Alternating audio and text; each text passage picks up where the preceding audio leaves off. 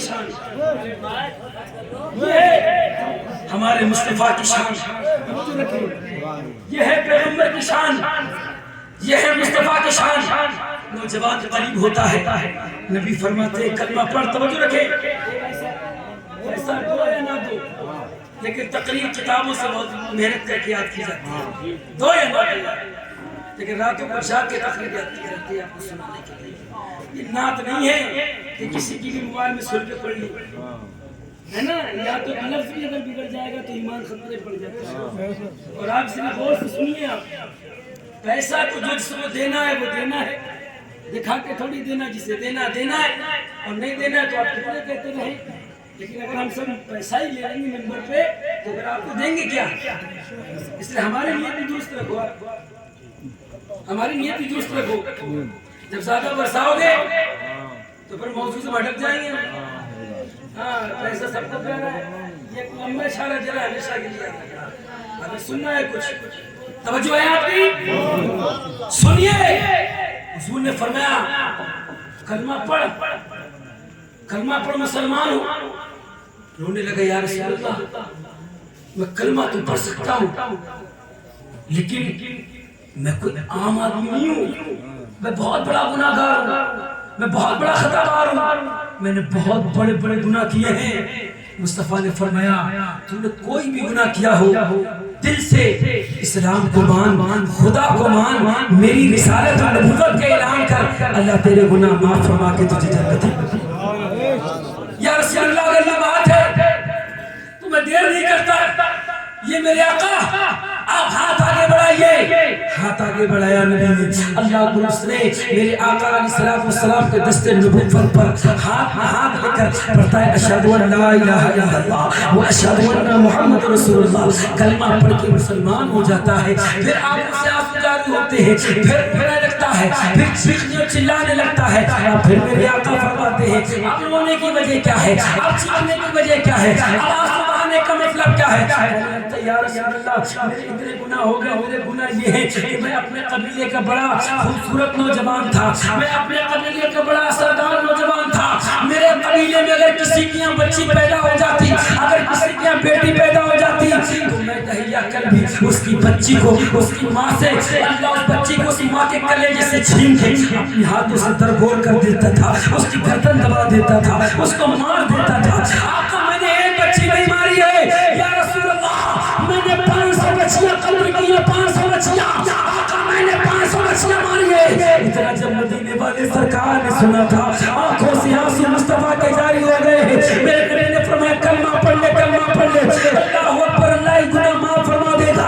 फिर बातें चल रही थी, अल्लाह ने हज़रत जिब्रील अमीन को भेज दिया, सुभान अल्लाह। जिब्रील अमीन आते हैं, अर्ज़ करते हैं या रसूल अल्लाह, आपका रब आपको सलाम करता है, और फरमाता है दाहिया कलमी से कह दो, अल्लाह को दाहिया कलमी से कह दो कि वो कलमा पढ़ के इस्लाम में दाखिल हो जाए, अल्लाह उसके 500 बच्चियों के मारने के गुनाह को भी माफ फरमा देगा। अल्लाहू अकबर, अल्लाहू अकबर। कलमा पढ़ता है, मुसलमान होता है, फिर आंखों से आंसू जारी होते, या रसूल अल्लाह, ए मेरे आका, मेरा एक गुनाह और भी है, एक खता मेरी और भी है। मुस्तफा फरमाते वो कौन सा तेरा गुनाह है? वो कहता है या रसूल अल्लाह, मैं जब परदेश को गया था ना, अल्लाह अपनी बीवी को उम्मीद से छोड़ कर गया था, अपनी बीवी को हामला छोड़ के गया था, और वसीयत ये करके गया था कि जब मैं सफर से वापस आऊं, अगर बेटा पैदा हो तो कलेजे से लगा लेना, और अगर बेटी पैदा हो तो उसे मार देना, अगर बेटा पैदा हो तो कलेजे से लगा लेना, अगर बेटी पैदा हो तो उसे मार देना। इसलिए कि मैं बेटी की सूरत नहीं देखना चाहता,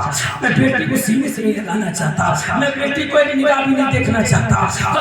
ये माशरा था मक्के का, ये माशरा था मक्के का। कल भी लोग बच्चियां मार रहे थे, आज भी लोग बच्चियां मार रहे हैं, कल भी लोग बच्चियां मारने पर फख्र करते थे, आज भी लोग ऐसे ऐसे इजादात साइंस ने कर दिए हैं। अगर किसी की 4 बेटी हो जाए, 5 भी बेटी हो जाए तो लोग उसको ताना देना शुरू कर देते हैं। अल्लाह पर वो कितने लोग ऐसे हैं जो इस खौफ और ताने की वजह से उन बच्चियों को उनकी माओ के शिकम के अंदर अल्लाह पर मौत के घाट उतार देते हैं। कल भी बच्चियों को मारा जा रहा था, आज भी बच्चियों को मारा जा रहा है। मैं तुमसे कहना चाहता हूँ, बच्चियों को मारा नहीं जाता, उन लोगों से जाके कहो, सुनो, बच्चियां जब तुम्हारे घर में जन्म लेती है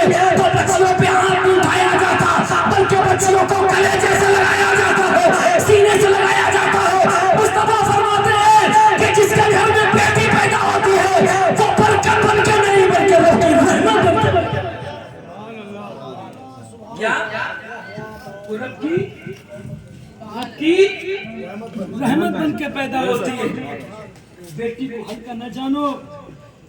आज अगर किसी की 4 बेटियां हैं, मुआशरे में से गिरा हुआ न समझो। अगर किसी की 3 बेटियां हैं तो उसे हल्का न जानो। उसे ये ना सोचो कि ये गरीब है, ये क्या देगा अपनी बेटी को। हम अपने बच्चे का रिश्ता भी इसके नहीं कर सकते। ये गरीब है। नौजवानों सुनो यार, 4 बेटे वाले भी ज्यादा तकब्बुर ना करो। 5 बेटे वालों की तरह के ना चलो। 5 के 5 रखे रह जाएंगे। अगर एक बेटी मिल गई तो माँ बाप को जन्नती बना दे।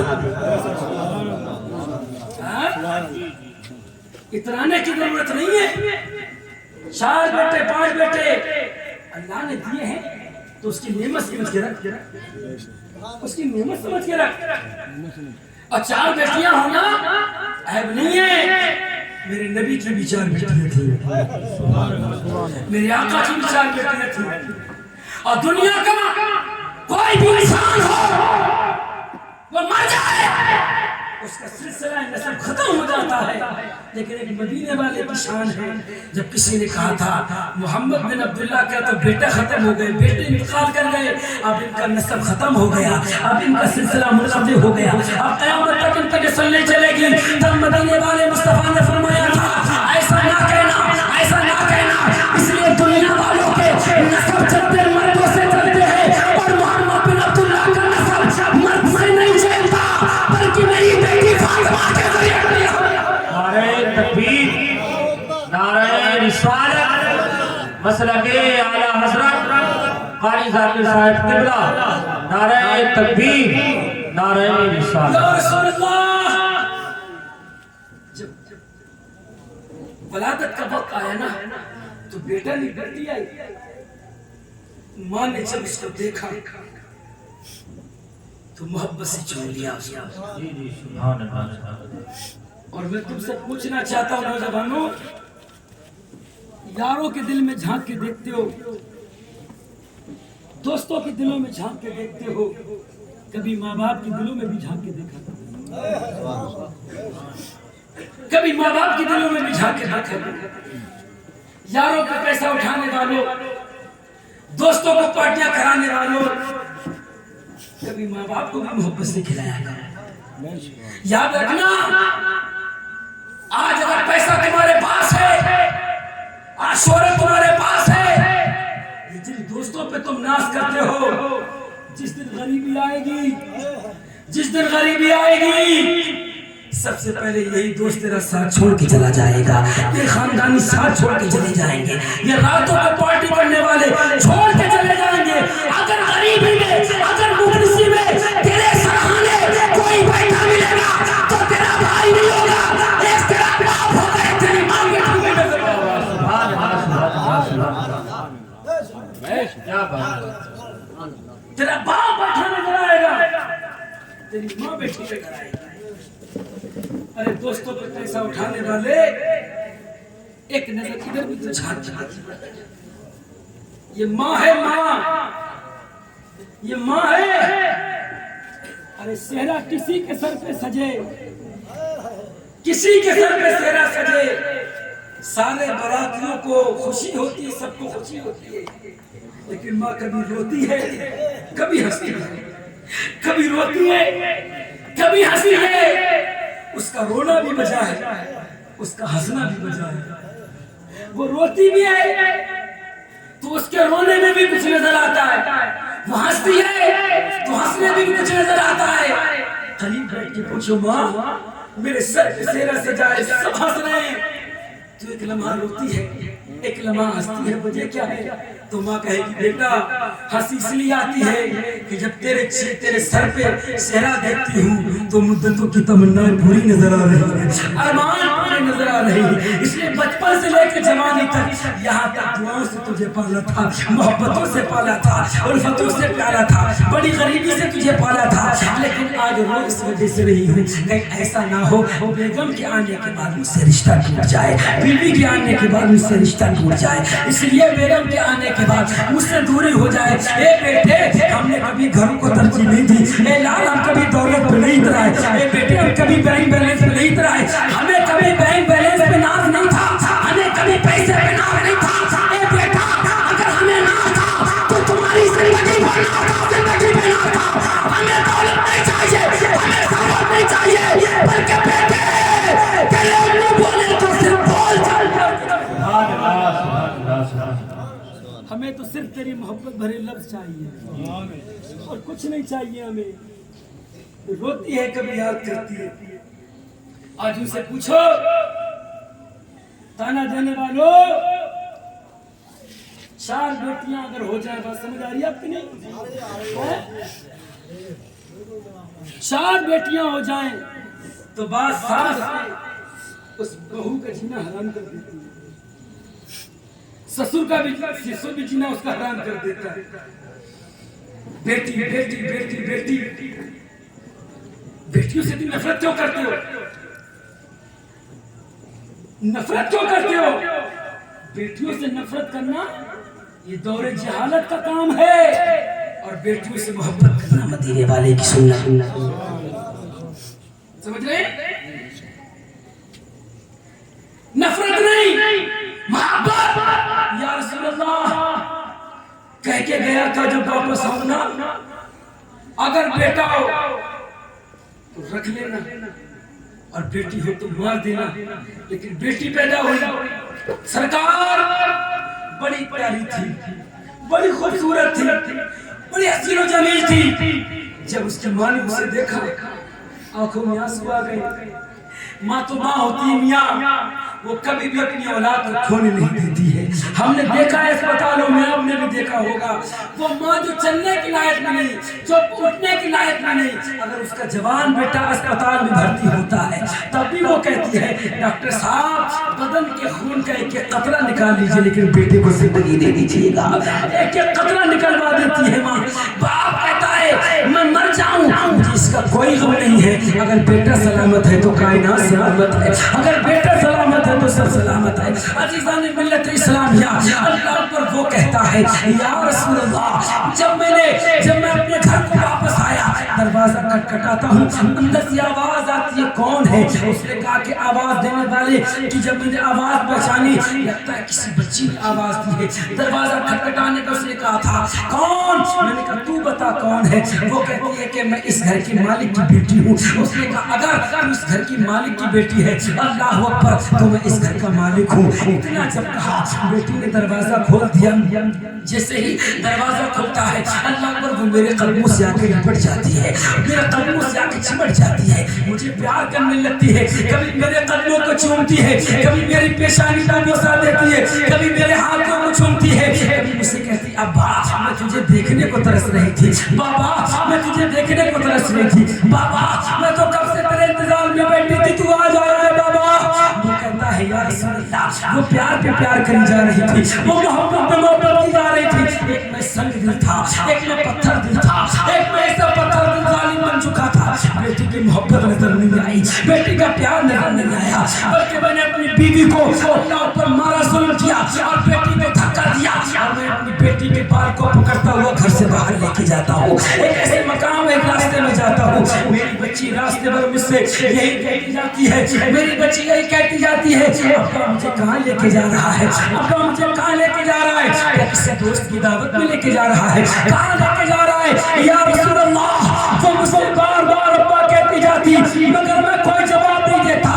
ऐसे मकाम पर जाकर पहुंचता हूँ, उसको बिठा देता हूँ और गड्ढा खोदना शुरू कर देता हूँ। गड्ढा खोद रहा हूँ, मुझे पसीने पे पसीने आते हैं। या रसूल अल्लाह, मेरी बच्ची सामने बैठी है, उसने मेरा पसीना देखा ना गया, मेरी तकलीफ देखी ना गई, मेरी परेशानी देखी ना गई, फौरन गड्ढे में छलांग लगा देती है और अपने दुपट्टे से अल्लाह अपने दुपट्टे से मेरे पसीने को पोंछ पोंछ करती है। अल्लाह अकबर कहती है अब्बा इतना काम करने की क्या जरूरत है, अब्बा इतनी मेहनत करने की क्या जरूरत है? या रसूल अल्लाह,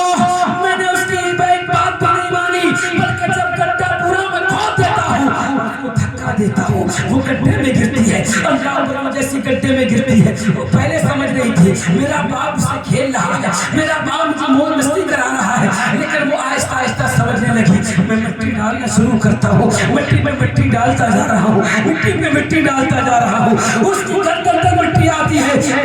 बच्ची मुझसे तड़प के कहती है, रो के कहती है, ए बाबा मुझे क्यों मार रहा है, ए बाबा मुझे क्यों तकलीफ दे रहा है, ए बाबा मुझे क्यों परेशान कर रहा है, या रसूल अल्लाह, ए मेरे आका, मैं इस बच्ची की मोहब्बत में ना पिघल सका। इतना सर दिल बन चुका था, मेरा दिल पत्थर का हो चुका था, मेरा वजूद पत्थर का हो चुका था। आका मैं उसकी एक बात भी मानने को तैयार नहीं। फिर आखिर मैंने अपने हाथ से अल्लाह पर मिट्टी इतनी डाली, वो बच्ची तब गई।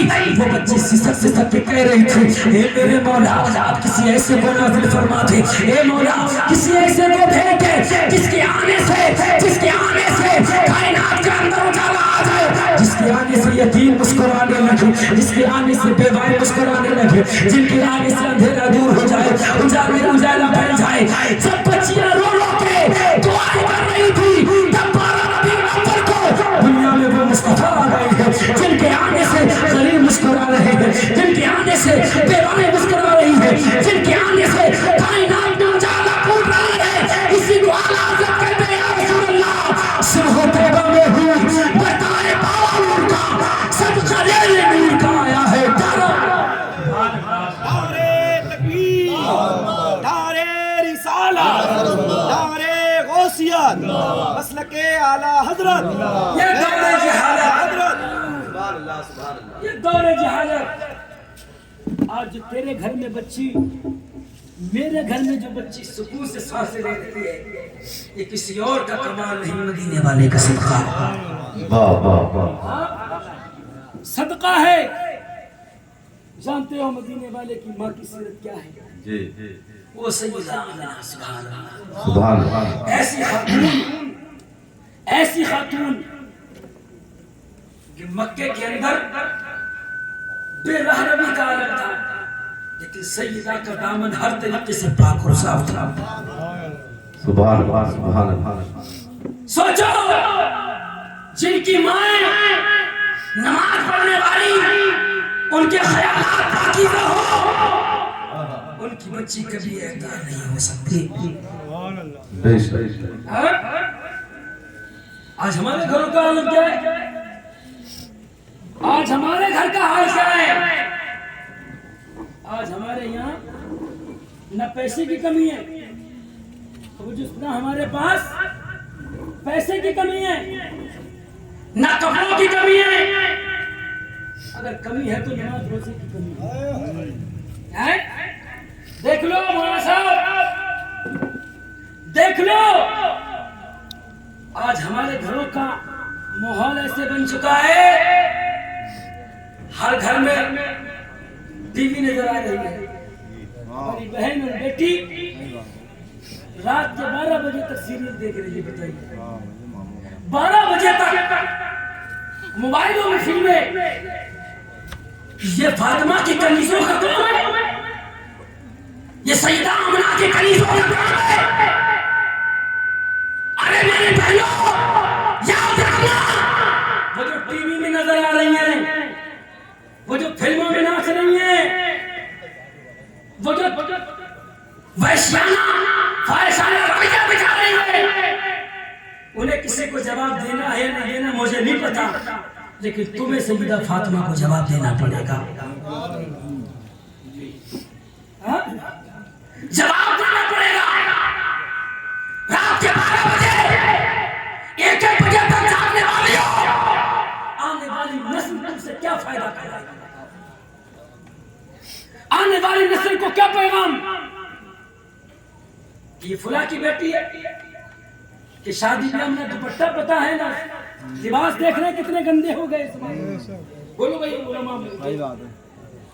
कितना गलत लिबास, गैरों का लिबास है, हमारी तरफ आ रहा है।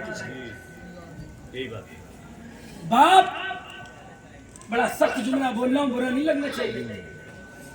बेगैरत बना तमाशा देख रहा है, बिल्कुल बेगैरत। लिबास ऐसे पहने, ना बाप को शर्म, ना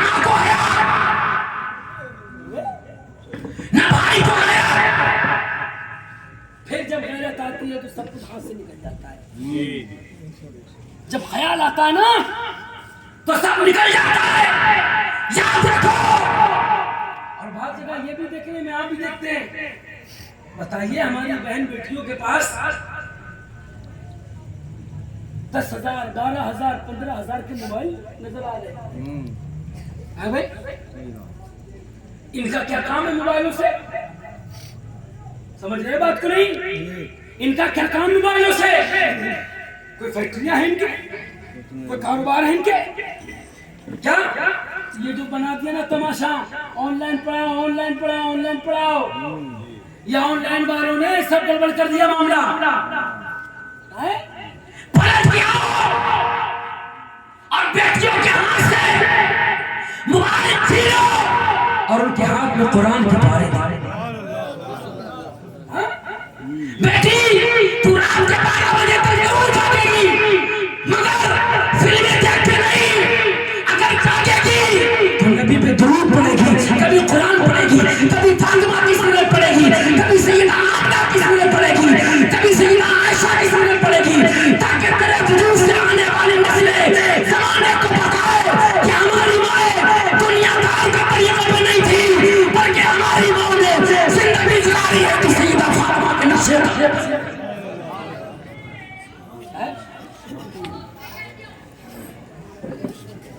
बात समझ में आ रही नहीं आ रही है? और सुनिए, तवज्जो रखिए उधर बच्चे। जी।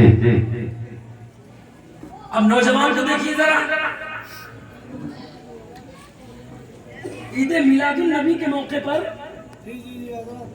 ईद मिलादुन नबी के मौके पर झंडियां सबके हाथ में और सब ये नारा लगा रहे हैं क्या? लब्बैक या रसूलल्लाह, हम हाजिर हैं। इसका मतलब तो ये ना, हम हाजिर हैं। कहाँ हाजिर हो? अली भाई कहाँ हाजिर हो? डीजे के आगे हाजिर हो ना? हैं? झंडी हाथ में और लगा रहे हैं ठुमके, जमाने को बता रहा कर जुलूस निकाल ले। हाँ, अच्छा सिर्फ जुलूस में ही तुम हाजिर हो, महफिल में हाजिर हो? बताओ, माँ बाप की खिदमत के लिए क्यों नहीं हाजिर? हाँ बोलो, 5 वक्त मस्जिद अजान पढ़ रहा है, अजान से तुम्हें ऐलान कर रहा हो तो मस्जिद में क्यों नहीं हाजिर हो?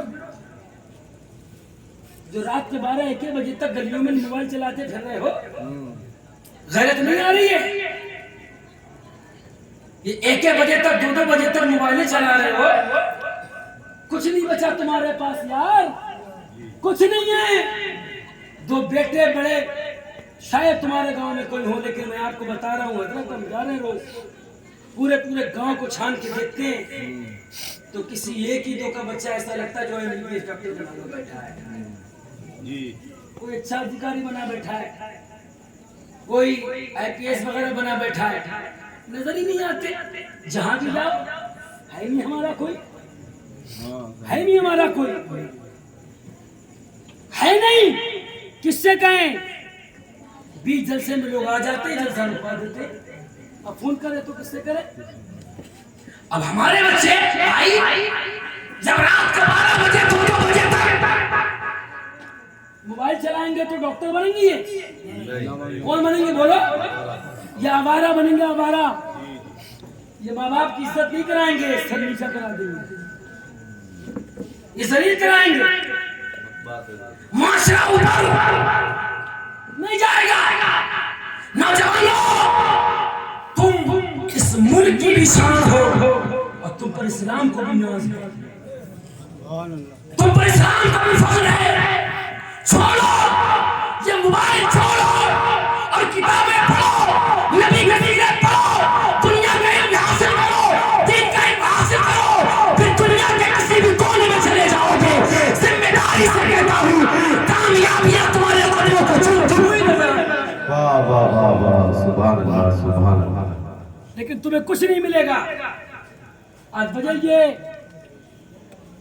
जरा सा पैसा किसी के पास आ जाता है तो वो अपने आप को सोचता नहीं क्या मैं जमीन का आदमी हूँ, वो सोचता है आसमान से आया हूं मैं। और रोब दिखाता है। पैसे के नशे में आलिमों पे भी रोब दिखा रहे हैं लोग, और मस्जिद के इमाम को तो जहां चाहे वहां नकल दे रहे हैं। ये तो बेचारा सबसे कमजोर आदमी है। इस दौलत का क्या करोगे? क्या करोगे इस दौलत का?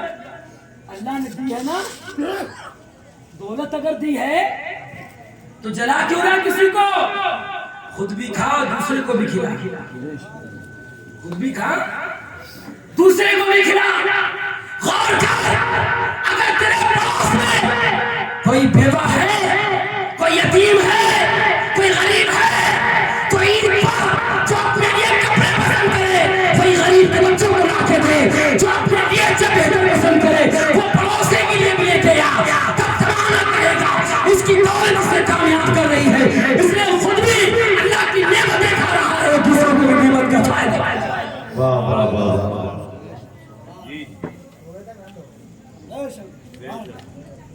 1 बजे बैठा था, 35 मिनट हुए, 10, 15, 20 मिनट हो गए हैं। बात शायद समझ में नहीं आ रही आपकी हमारे हैं? जोर से कहने सुभान अल्लाह। अबे दौलत का क्या नशा है? कितने बड़े अमीर हो, क्या सिकंदर से ज्यादा अमीर हो? क्या सिकंदर से ज्यादा पैसा है? और एक बात कान खोल के सुन लो, जमींदार बन जाओ, हुदेदार बन जाओ, गवर्नर बन जाओ, कुछ भी बन जाओ, लेकिन एक आलिम दीन की बराबरी नहीं कर सकते। कभी मस्जिद के इमाम की बराबरी नहीं कर सकते। इसलिए मुसल्ले पे खड़ा है, उसे मुसल्ले पे खड़ा करने वाले तुम नहीं हो, उसे उसके इल्म ने और मदीने वाले मुस्तफा ने खड़ा करा। दौलत का रंग दिखाओ, दौलत बनाए कराओ। अल्लाह ने दौलत दी है तो उसका शुक्रिया अदा करो। इसलिए अगर वो देना जानता है तो वो लेना भी जानता है। वो जब चाहे फकीर को बादशाह बना दे, और बादशाह को फकीर बना दे। और लेके क्या जाएगा? जितने कपड़े फकीर को मिलेंगे, गरीब को मिलेंगे, उतने ही तुझे मिलेंगे। अगर एक भी जेब लगा के ले जाए तो बता दो। अगर और तो अंगूठी भी उतार लेते हैं लोग, हैं? लेके कुछ नहीं जाएगा, सब छोड़ के जाएगा। तो अगर अल्लाह ने दौलत दी है तो कहो हाँ, खाली हाथ आया था, लेकिन खाली हाथ जाऊंगा नहीं, नेकियां लेके जाऊंगा। खाली हाथ आया जरूर, लेकिन भले हाथ जाऊंगा। कैसे? ऐसे जाऊंगा कि मेरे नबी ने गरीबों से मोहब्बत की है, मैं भी गरीबों से मोहब्बत करूंगा। नबी ने गरीबों को खिलाया है, मैं भी गरीबों को खिलाऊंगा। नबी ने बेवाओं से मोहब्बत की है, मैं भी बेवाओं से मोहब्बत करूंगा। उनकी बच्चियों की शादी कराऊंगा। फिर देख लेना, क़यामत के मैदान में जब हाजिर होगा तो ऐसा फरमाएंगे, दीवानों देख लो, ये तो आ रहा है जिसको अल्लाह ने दौलत दी, इसलिए सारी दौलत मेरी सुन्नत की है। बेशक बेशक, सब बात